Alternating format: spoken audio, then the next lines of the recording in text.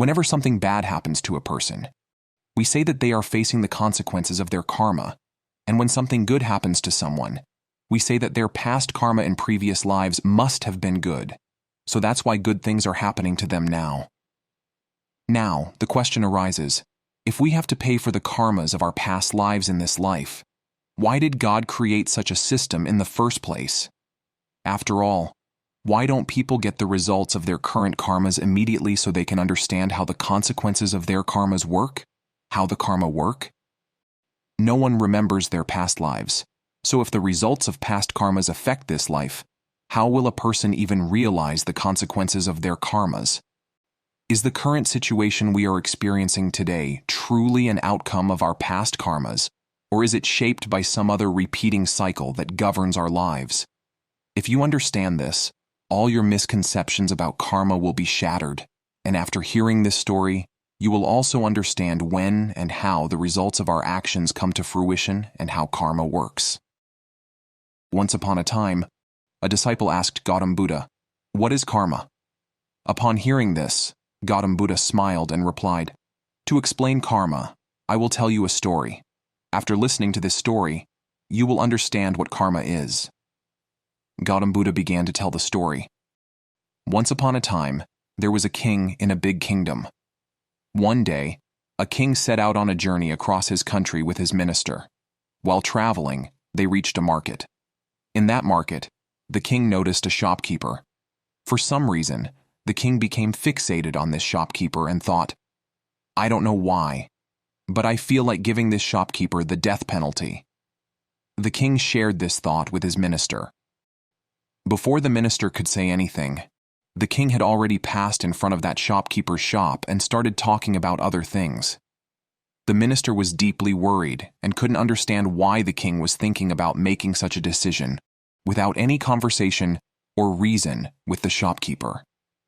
After their journey, the king and the minister returned to the palace, but the minister couldn't sleep all night.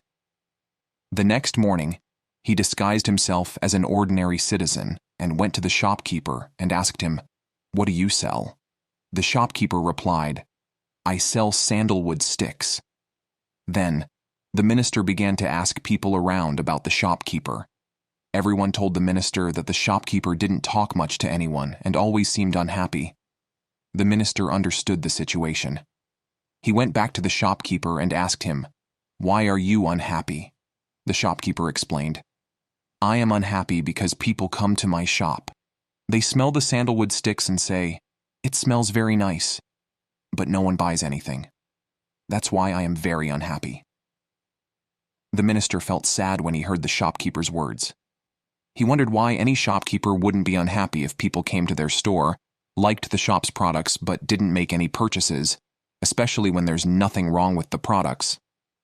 The minister realized that the shopkeeper was unhappy because of his troubles, but the king wanted to punish him. In other words, the minister still hadn't found the answer to the king's thoughts. The minister asked the shopkeeper again, "Brother, what will you do if all your sandalwood sticks will remain unsold?" The shopkeeper responded in an angry tone, "Yes, I know that my sandalwood sticks will remain unsold." The shopkeeper believed that no one would buy his sandalwood sticks, so he was hoping for the quick death of the country's king. If the king passed away soon, the shopkeeper planned to offer his sandalwood sticks for the king's funeral. This way, he could make some money, and more people would become aware of his sandalwood sticks beyond just the local market. Then maybe, after all, some people would come to buy sandalwood sticks from my shop. After hearing the shopkeeper's words, the minister understood everything. But the minister was very clever and wise. An idea popped into his mind. The minister bought some sandalwood sticks from the shopkeeper. This purchase not only gave the shopkeeper some money, but also made him a little happier. The minister took the sandalwood sticks back to the royal palace. Upon arriving, he placed the sandalwood sticks before the king and said, "Your Majesty, these sandalwood sticks were gifted to you by that very shopkeeper you were thinking about punishing with the death penalty." The king smelled the sandalwood sticks and found their fragrance very pleasing. He said, "These sandalwood sticks are very fragrant." Thanks to the unique gift from the shopkeeper, the king became very pleased. He gave some gold coins to the minister and said, "Go, give these coins as a reward to the shopkeeper and tell him that from now on, whenever we need sandalwood sticks in the royal palace, we will get them from his shop." Upon hearing this, the minister started smiling and thought that now it was impossible for the king to even think about punishing the shopkeeper with the death penalty, because the responsibility for arranging sandalwood sticks for the royal palace had now been given to the shopkeeper. The minister is going to return the gold coins to the shopkeeper. Meanwhile, the king realized that the shopkeeper was indeed a good person. At the same time, when I was thinking about giving him the death penalty, perhaps he was thinking at that time that the king had come to my shop for the first time. Why not offer him my beautiful and fragrant sticks as a gift? And today, he presented them to me. I was thinking about giving him the death penalty for no reason. On the other side, the minister reached the shopkeeper. Handing over the gold coins given by the king, he told the shopkeeper that the king had liked the sandalwood sticks he had purchased yesterday, and as a reward, the king sent these gold coins for you. Upon hearing this, the shopkeeper was very happy. At the same time, the minister also told the shopkeeper that from now on, whenever there's a need for sandalwood sticks in the royal palace, all the sandalwood sticks will be acquired from your shop. The shopkeeper was very happy to hear this. The minister asked, "Brother, you used to think so badly of the king, but look, the king cares so much for you. The king is so good. He never thinks wrongly about his people." The shopkeeper agreed with the minister's words and, feeling very regretful for his negative thoughts about the king, said, "I used to think so badly about the king, but the king is indeed very good, kind, and helpful. May God bless the king with a long life." Hearing this, the minister was also very happy. Then the minister returned to the royal palace. At this point, Gautam Buddha ended the story and asked his disciples, "Now, tell me, what is karma?" One disciple said, "Karma is our spoken words." Another said, "Karma is our speech." Yet someone else said, "Karma is our feelings," and so on. After listening to all his disciples, Gautam Buddha said, "A person's thoughts are their karma. Our actions are influenced by our thoughts. Our actions are responsible for our happiness and suffering. So, if our thoughts are wrong, our actions will also be wrong, and it leads to negative consequences. If our thoughts are right, our actions will be right, and we will experience happiness in our lives."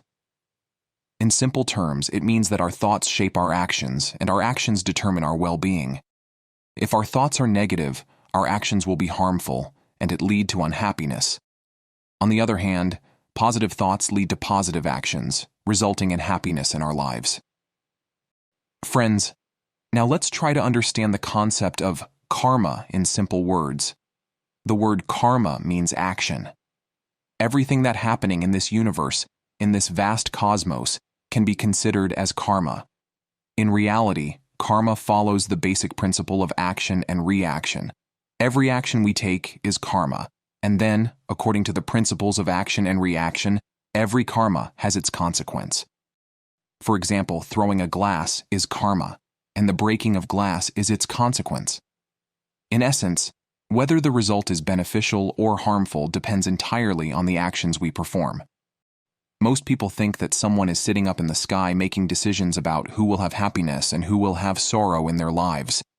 But in reality, it is our karma and the resulting consequences that determine our happiness and sorrow. In Indian tradition, it is said that you are the creator of your destiny. In essence, destiny is the result of our karma and how we choose to perform those karma. This is entirely in our hands. So when someone performs good karmas, their destiny also becomes favorable. Some people think that if they are performing negative karma, they will have to face the consequences in their next life. However, this belief is entirely incorrect. The Supreme Being doesn't maintain a record and is not a mathematician who writes our past life's karmas for us to confront in this present life. Now, you might wonder why we don't realize the consequences of our karma immediately. If you've ever observed or paid attention, when you get angry, your mind becomes turbulent, your thoughts become chaotic, and as a result, you feel both physical and mental suffering. When a person gets angry, it may appear to affect someone else, but the one who is experiencing the suffering is the same person. Similarly, when someone performs good karma, donates, or helps others, they experience a sense of peace and happiness in that moment. Their mind finds peace, and the joy is immediate while performing those karmas. The results of karmas are not experienced before or after the action. They are experienced in the very moment of the action itself. Every action has a reaction, and that reaction is experienced instantly. Now you might wonder why some people who consistently perform good karmas still face challenges in their lives. Their lives seem to be turbulent even though they haven't done anything wrong. It's crucial to understand this as well. Whenever we repeatedly perform the same kind of actions, they become our tendencies, and these tendencies become deep-rooted in our soul. Even after we leave our physical body upon death, the tendencies we've developed stay with us. When we take a new birth, those same tendencies accompany us. This is why two children from the same parents can have different behaviors and tendencies. Although it may seem that they haven't learned anything yet, it's actually because of their different past life tendencies. These tendencies shape their thinking. One child may be naturally inclined towards anger, and another may have a calm nature due to their past life tendencies.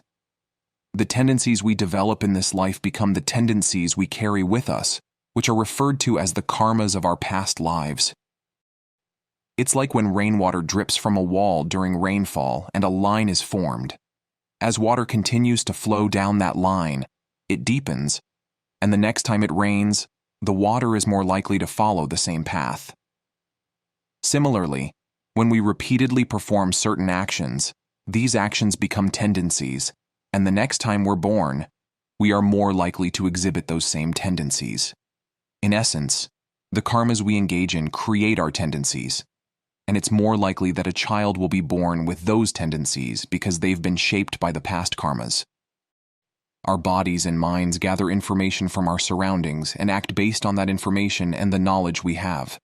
The results we experience are also based on our actions.